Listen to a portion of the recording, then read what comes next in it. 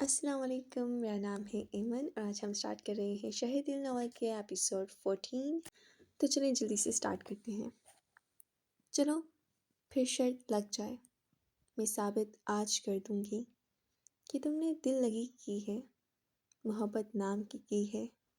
سن کر اس کی باتوں کو میں بولا، سادہ دل لڑکی، اگر میں دل لگی کرتا تو جینے سے نہ یوں ڈرتا، محبت نام کی کرتا، وفائیں عام سی کرتا، مگر پھر بھی انا تیری تسکین کی خاطر یہ کہتا ہوں، ہاں میں نے دل لگی کی تھی، تجھے اپنا ہی سمجھا تھا، تجھے دل سے لگایا تھا، جہاں نہ کوئی غم پہنچے وہاں تجھ کو چھپایا تھا۔ وہ خاموش اداس بیٹھی، جیسے پہلے چولہے کی راکھ بلیسن سے گرید رہی تھی ویسے ہی گریدتی رہی۔ آخر جس نے محض اس کا موڈ بدلنے کو یہ طویل نظم بنائی تھی بدمزہ سا ہو گیا۔ کیا بات ہے بھائی، یہ اداس بلبل کیوں بنی بیٹھی ہیں؟ نہیں تو، وہ سر جھٹک کر بولی۔ مگر عاقب کو ہرگز اس کی بات کا یقین نہیں آ سکا تھا۔ کوئی پریشانی ہے یا آپ پر بھی ایمان والی کیفیت طاری ہو رہی ہے؟ ایمی کی وجہ سے پریشان ہوں، وہ خفا ہو گئی ہے مجھ سے۔ اس کی آواز جیسے آن کی آن میں بوجھل ہونے لگی۔ عاقب نے الجھ کر اسے دیکھا تھا۔ خفگی کی کوئی وجہ بھی تو ہوگی۔ یہ مت پوچھیں پلیز، اس نے عاجزی سے کہا تھا۔ آنکھوں کی سطح بہت سرد سے گیلی ہونے لگی تھی۔ اوکے نہیں پوچھتا، یہ بتائیں غلطی کس کی طرف سے ہوئی تھی، آپ کی یا اس کی؟ اس کی۔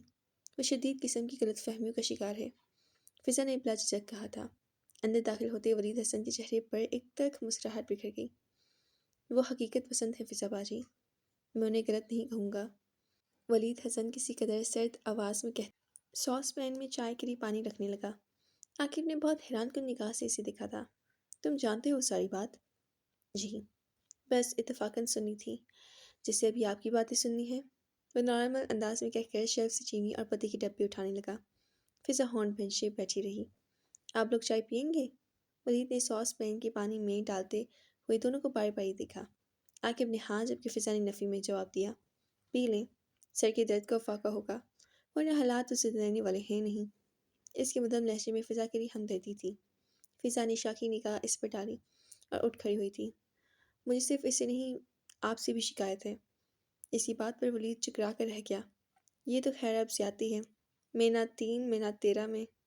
وہ بے ساختہ بلبلایا۔ انداز ایسا تھا کہ اتنی ٹینشن اور ناراضی کے باوجود فضا کی ہنسی چھوٹ گئی۔ اگر آپ اپنی بے نیازی اور عقل کو ذرا سا ڈھیلا کر لیں تو اسی راستے پر بھی لایا جا سکتا ہے، مگر آپ ولید کا منہ کھل گیا، پھر بے چارگی سے بولا تھا، آپ کو میری سر کی حسین اور گھنے بال اچھے نہیں لگتے؟ کیوں مجھ بیچاری کو گنجا دیکھنے کی منتمنی ہے؟ اپنی خونخوار ڈیئر سسٹر کا پتہ ہے نا آپ کو؟ اس کی بات کرنے کے انداز پر فضا کا ہنستے ہوئے برا حال ہونے لگا۔ عاقب جو نہ فہم نظروں سے باری باری دونوں کو دیکھ رہا تھا، کسی قدر تب اٹھا تھا۔ میں تم دونوں کو احمق عزم نظر آتا ہوں، بیچ میں مجھے بٹھا کر خود دونوں کھی کر رہے ہو۔ یہ لیجئے، جل گئی محترم، ہنستے مسکراتے تو کسی کو دیکھ ہی نہیں سکتے نا یہ۔ چلیے آپ ہی بتا دیجئے انہیں ساری بات، میں ابا کو چائے دے کر آتا ہوں۔ وہ چھان کر چائے پیالی میں نکال کر باہر نکل گیا، جبکہ فضا مخمصے میں پڑ گئی۔ کیسے بتائے؟ جبکہ عاقب سوالی نظروں سے اسے دیکھ رہا تھا، اس نے سنسر کر کے بتانا شروع کر دیا تھا۔ اکیلے جو دکھ اٹھاتے ہو یہ تم اچھا نہیں کرتے، ہمارا دل جلاتے ہو یہ تم اچھا نہیں کرتے، کہا بھی تھا محبت میں محبت ہی اسے رکھو، تماشا جو بناتے ہو یہ تم اچھا نہیں کرتے، اٹھاتے ہو فلک تلک تم ہمیں سرے محفل، مگر اٹھا کر جو گراتے ہو یہ تم اچھا نہیں کرتے۔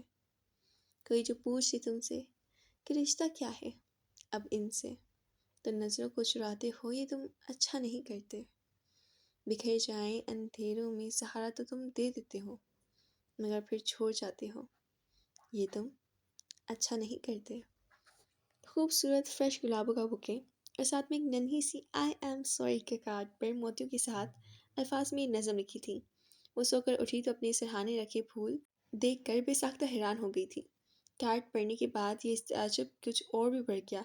تبھی دروازہ ناک ہوا تھا اور فضا اس کے لیے ٹرے میں ناشتہ سجائے چلی گئی۔ السلام علیکم، صبح بخیر زندگی۔ وہ اسے دیکھ کر خوش دلی سے مسکرائی۔ ایمان نے بے رخی سے چہرہ پھیر لیا۔ ابھی تک خفا ہو؟ وہ आगे बढ़ी और इसी गले में बाजू हमारे कर दिए। मुझसे बात मत करो। सॉरी कर तो चुकी हूँ यार। वो बस सॉरी। मुझे तुम्हारी एक्सक्यूज़ की ज़रूरत नहीं। मगर ये फूल तो संभाले बैठी हो। फिजा ने सी गोद में धरे बुके को उंगली से ठोंका। ईमान चौंक गई। ये तुमने रखा था? तो और कौन रखे गया है? तो ठीक है, वापस ले जाओ। ईमान की बेइतनाई नुक्ते अरूज पर जा पहुंची। फिजा एकदम संजीदा हो गई। ईमान, तुम अभी भी समझती हो कि तुम ठीक हो? मैं कोई नहीं होती तुम्हारे मामलात में इंटरफेयर करने वाली। ईमान की आंखें लबालब भर गईं। फिजा ने तलब कर इसे गले से लगा लिया।